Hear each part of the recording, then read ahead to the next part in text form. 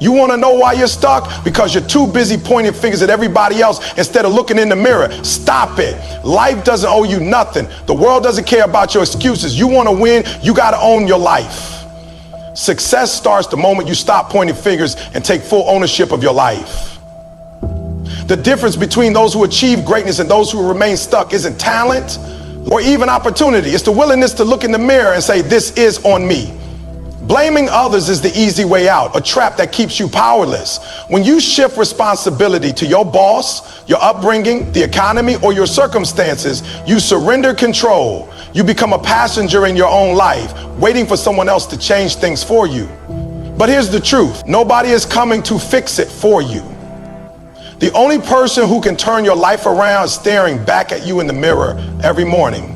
Taking responsibility doesn't mean ignoring the real challenges you face. It means refusing to let those challenges define your future. It means recognizing that while you didn't choose your starting point, you do choose your response every single time. People who overcome adversity don't do it because they had it easy. They do it because they decided their struggles wouldn't be the end of their story. They took the pain, the setbacks, the unfairness, and used it as fuel instead of an excuse. That's the mindset shift that changes everything. Think about it. When you blame others, you're essentially saying, I have no power here. And if you believe you have no power, why would you even try? But the moment you say, this is my life and I'm in charge, everything changes. You start looking for solutions instead of scapegoats. You start asking better questions. What can I learn from this? How can I improve? What's my next move? That's how progress happens. That's how people go from broke to wealthy, from overlooked to unstoppable, from average to exceptional. The hardest pill to swallow is that most of the limits holding you back aren't imposed by the world. They're self-imposed. They live in the stories you tell yourself. I can't because they won't let me. It's too hard because. What if you flip the script? What if instead of blaming your job for your unhappiness, you ask yourself, what skills do I need to level up? Instead of blaming your past for your lack of confidence, you decided today I start building a stronger version of myself. That's the power of ownership. It transforms you from a victim of circumstance to the architect of your destiny. The world's most successful people aren't successful because they never faced adversity. They're successful because they refused to let adversity write their story. They took the hit, absorbed the lesson, and kept moving. No whining, no waiting for an apology or handout, just relentless forward motion. That's the choice you have to make, not once, but every single day. Will you let your challenges define you, or will you define yourself by how you rise above them? The moment you stop blaming is the moment you start growing. It's the moment you reclaim your power.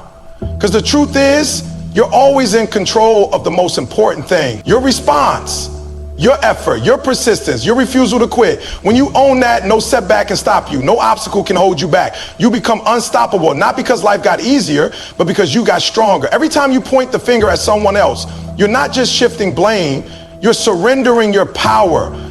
That's the hidden cost of excuses. They don't just justify your stagnation. They actively strip you of your ability to change anything. Think about it. When you say my boss won't promote me, or the system is rigged, or I never got the same opportunities, what you're really saying is I have no agency here. And once you believe that, you've already lost. Because people who think they're powerless don't fight, they don't push. They don't create their own opportunities. They just stand still, waiting for the world to change around them, and then wonder why nothing ever does. The irony is that the moment you stop blaming external forces, you suddenly see all the levers you could have been pulling this whole time.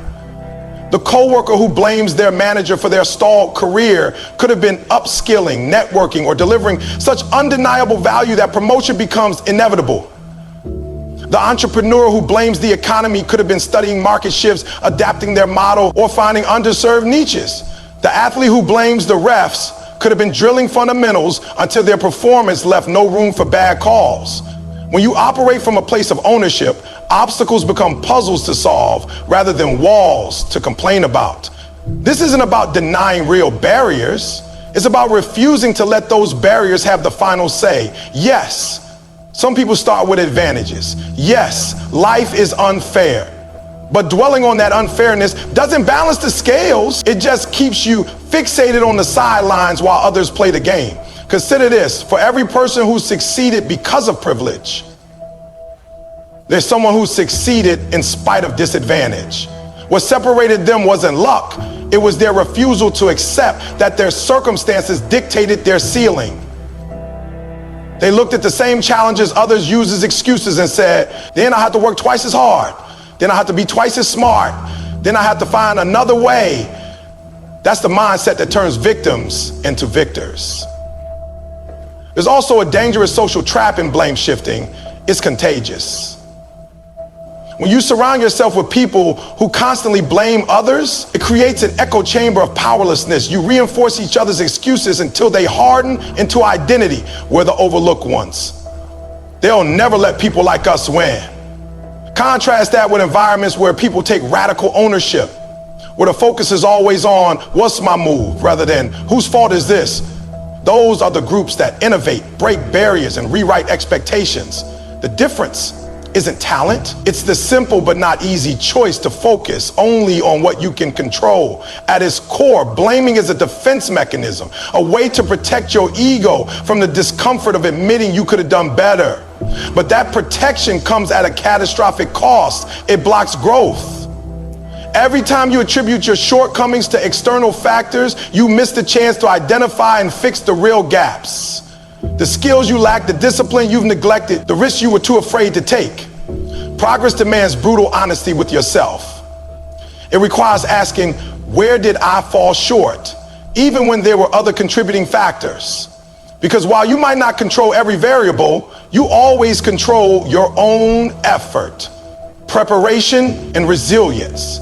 History's most transformative figures, from inventors to civil rights leaders, didn't wait for permission or perfect conditions. They operated as if the power to change things had always been in their hands. That's the critical shift. When you stop seeing yourself as someone things happen to and start seeing yourself as someone who makes things happen. The obstacles don't disappear, but your relationship to them changes. Setbacks become feedback. Opposition becomes motivation. Limitations become the raw material for creative solutions. This is why blame is so corrosive. It's not just a denial of responsibility, it's a denial of possibility. The moment you say it's their fault, you've declared the situation unfixable. But when you say, what's my role in this? You open the door to action. You might not control the system, but you can learn to work within it or disrupt it. You might not have had mentors, but you can seek them out or become one. You might not get a second chance, but you can make the first one count. The path isn't about ignoring reality. It's about engaging with reality from a position of strength rather than surrender. The most empowering truth is this: you're never as powerless as your excuses make you feel. The proof is everywhere. In the single parents who build businesses, the immigrants who master new languages and cultures, the survivors who turn pain into purpose. What separates these people isn't some magical advantage. It's their rejection of the blame mindset. They understood early that while life isn't fair, agency is always available. You don't have to wait for an apology, a policy change, or a lucky break to move forward. You just have to decide that your future matters more than your grievances. That's when real power begins. The day you realize the keys were in your hands all along. The victim mentality is the silent killer of potential. A psychological trap that keeps talented people stuck in cycles of frustration and stagnation. When you adopt the narrative that external forces control your destiny, you unknowingly sign away your ability to change your circumstances. This mindset manifests in subtle but destructive ways. Constantly comparing yourself to others who had it easier, obsessing over unfairness instead of opportunities, or waiting for validation before taking action. The dangerous assumption underneath it all is that success should come easily if you're truly deserving. The lie that paralyzes more people than lack of resources ever could. What makes this mentality so insidious is how it masquerades as justified frustration. There's always some truth in the complaints. Maybe you did face discrimination or grew up with fewer resources or encountered genuine setbacks. But the moment those realities become your identity, they transform from challenges to overcome into permanent barriers. The human brain is remarkably good at finding evidence for whatever story we tell ourselves. If you believe the world is against you, you'll notice every slight and overlook every opportunity. If you believe in your own agency, you'll spot openings others miss and create advantages where none seem to exist. History's greatest comebacks and against all odds success stories share one common thread. Their protagonists refuse to see themselves as victims of circumstance. Consider the entrepreneur who fails multiple times before hitting their stride. The difference between those who ultimately succeed and those who quit isn't talent or luck.